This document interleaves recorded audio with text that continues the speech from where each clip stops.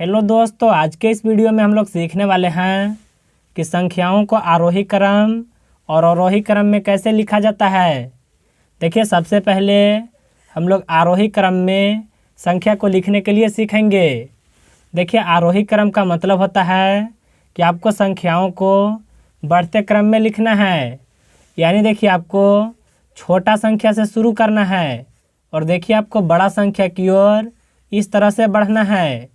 जैसे देखिए, यहाँ पर पहला प्रश्न है 6, 4, 8, 2 और 9 को आपको आरोही क्रम में लिखना है। तो देखिए, आपको सबसे पहले इसमें छोटा संख्या को देखना होगा। वह देखिए यहाँ पर है 2, तो यहाँ पर लिखेंगे 2 को। इसके बाद देखिए, इससे जो बड़ा है वह है 4, तो यहाँ पर लिखेंगे 4 को।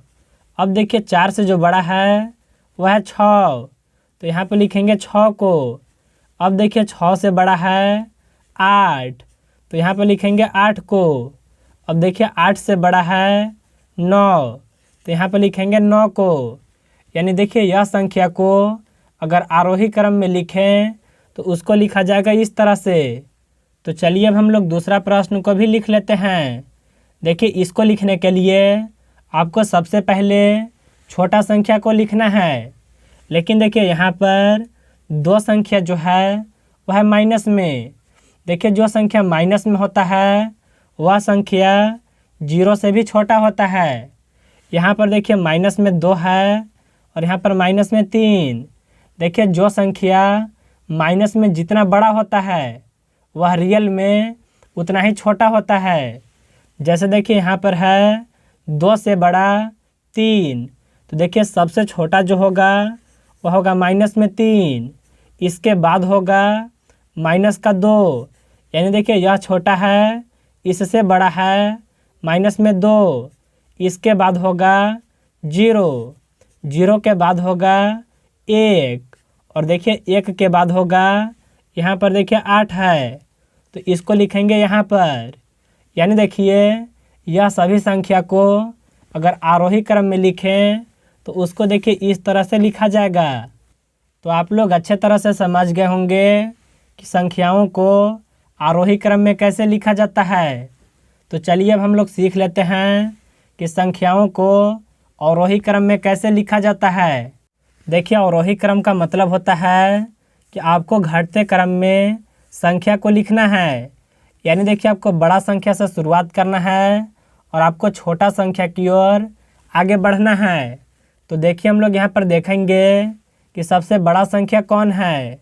यहाँ पर देखिए 9 है, तो यहाँ पर लिखेंगे 9 को। इसके बाद देखिए जो बड़ा है वह है 8, तो यहाँ पर लिखेंगे 8 को। इसके बाद देखिए है 6, इसके बाद देखिए 4 और अंत में हो जाएगा 2।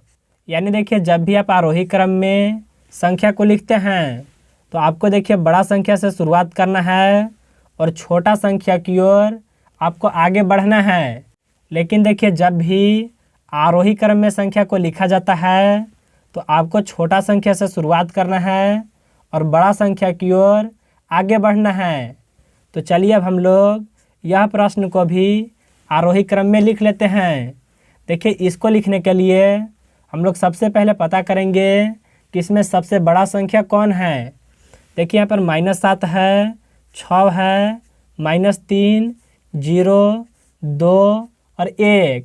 देखिए, माइनस में जो संख्या जितना बड़ा होता है वह रियल में उतना ही छोटा होता है। तो इसमें देखिए, आपको सबसे पहले प्लस वाले संख्या को लिखना होगा। यहाँ पर देखिए 6 जो है यह सबसे बड़ा संख्या है, तो इसको लिखेंगे यहाँ पर।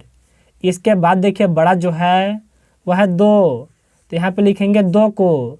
इसके बाद होगा 1, 1 के बाद होगा यहाँ पर देखिए 0 है।